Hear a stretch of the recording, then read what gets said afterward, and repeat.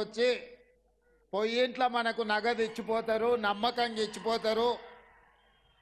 వాళ్ళు ఇచ్చిన నగదు లెక్క పెట్టాల్సిన పని కూడా లేదు. సరిగ్గా ఒక్కటికి 2 సార్లు వాళ్ళే లెక్క పెట్టి ఇంటికి తెచ్చి ఇచ్చిపోతారని నేను ఎప్పుడు చెప్తుంటా. ఎందుకంటే మృదు స్వభావులు, సున్నిత మనస్కులు, ఎవరిని మనం ఎందుకు ఇబ్బంది పెట్టాలి, మన కష్టాన్ని మనం నమ్ముకోవాలి, మన చెమటని నమ్ముకొని అవసరమైతే 1 గంట ఎక్కువ పని చేయాలి తప్ప ఎవరికి కష్టం నష్టం కలిగివద్దని ఒక మంచి స్వభావం కలిగిన సోదరులు కుర్మ సోదరులు. అలాంటి కుర్మ సోదరుల సామాజిక వర్గం నుంచి వచ్చిన దొడ్డి కొమరయ్య ఒక గొప్ప పోరాట యోధుడు.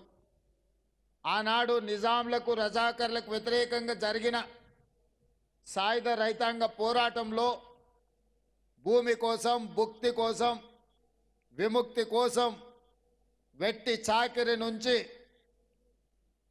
పీడిత తాడిత జనాలకు విముక్తి కలిగించడానికి ఆనాడు ముందు బాగాన నిలబడి సాయుధ రైతాంగ పోరాటాన్ని నడిపింది దొడ్డి కొమరయ్య గారని మనం ఈ సందర్భంగా గుర్తు చేసుకోవాలి. ఆనాడు రజాకర్లను గ్రామాలలోకి రానియకుండా అడ్డుకట్ట వెయ్యాలి, దొరల యొక్క పెత్తనాన్ని, ఆధిపత్యాన్ని అణచివేయాలంటే దుడ్డుకర్రల సంఘం పెట్టాలి. దుడ్డుకర్రల సంఘంతో ఆనాడు బడుగులను, దళితులను కాపాడిన గొప్ప చరిత్ర, గొప్ప పోరాట యోధుడు దొడ్డి కొమరయ్య. వారి జ్ఞాపకార్థం ఒక భవన్ కట్టుకొని వారి పోరాట స్ఫూర్తితో ఈనాడు సమాజంలో వచ్చిన మార్పును గమనించి మన తాతలు ముత్తాతలు వాళ్ళ తాతలు ఏవైతే గొర్రెలు బర్రెలు చేపలు పట్టుకుంటా బలహీన వర్గాలు బతికినరో రేపటి భవిష్యత్ తరాలు కూడా గొర్రెల బర్రెల చుట్టూతో తిరగకుండా వాళ్ళు పీజీలు పిహెచ్డీలు చదివి డాక్టర్లు లాయర్లుగా ఎదిగి ఐఏఎస్ ఐపీఎస్లుగా మారి ఈ తెలంగాణ పునర్నిర్మాణంలో భాగస్వాములు కావాలి అని ప్రభుత్వం కోరుకుంటుంది, ఆశిస్తుంది. తప్పకుండా ఈ ప్రాంగణం ఒక విద్యా వేదిక కావాలి. మన భవిష్యత్ తరాలకు ఇక్కడుంచి విజ్ఞానం పంచాలి. డాక్టర్ బాబాసాహెబ్ అంబేద్కర్ చదువే మనకు అన్నిటినీ తెచ్చిపెడుతుంది. చదువు ఒక విజ్ఞానం, తద్వారా ప్రపంచాన్నే మనం శాసించవచ్చు అనేదైతే ఆలోచన ఉందో ఈరోజు మా కుర్మ సోదరులకు చదువుకోవడానికి అవసరమైన అన్ని ఏర్పాట్లను రాష్ట్ర ప్రభుత్వం అందిస్తుంది అని చెప్పి నేను వేదిక మీద నుంచి చెప్పదలుచుకున్నా.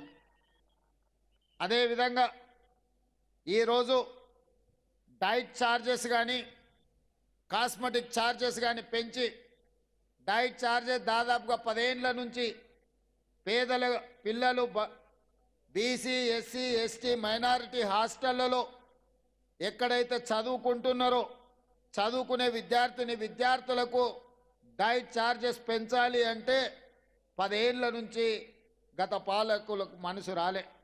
కానీ రాష్ట్ర ప్రభుత్వం మహమ్మద్ అలీ షబీర్ గారిని, మాజీ మంత్రివర్యుల్ని ప్రభుత్వ సలహాదారులుగా నియమించుకున్న తర్వాత వారి ఆలోచనల మేరకు ఇవాళ డైట్ ఛార్జెస్ మనం 40% పెంచినాం. కాస్మెటిక్ ఛార్జెస్ 200% పైగా పేదలకి ఈరోజు పెంచినాం. ఇవాళ వాళ్ళకి మంచి భోజనం పెట్టాలి, నాణ్యమైన విద్యను అందించాలి అని చెప్పి ఇవాళ మన ప్రభుత్వం ప్రయత్నం చేస్తున్నది. ఇదే కాదు, నిన్న మొన్న జరిగిన రైతు రుణమాఫీలో అత్యధికంగా బలహీన వర్గాలకే న్యాయం జరిగింది. ఇవాళ 500 రూపాయల బోనస్ ఇస్తున్నాము అని అంటే వ్యవసాయం చేసుకుంటున్న బలహీన వర్గాలకే అత్యధికంగా న్యాయం జరిగింది. ఇవాళ 200 యూనిట్లు ఉచిత కరెంట్ ఇచ్చిన, 500 రూపాయలకు సిలిండర్ ఇచ్చిన, 10 లక్షల రూపాయలు రాజీవ్ ఆరోగ్యశ్రీ ద్వారా పేదలకు వైద్యాన్ని అందించిన, ఇది బలహీన వర్గాలకే అత్యధికంగా లాభం చేకూరుతుంది. అందుకే మా ప్రభుత్వం బలహీన వర్గాల ప్రభుత్వం, బహుజనుల ప్రభుత్వం.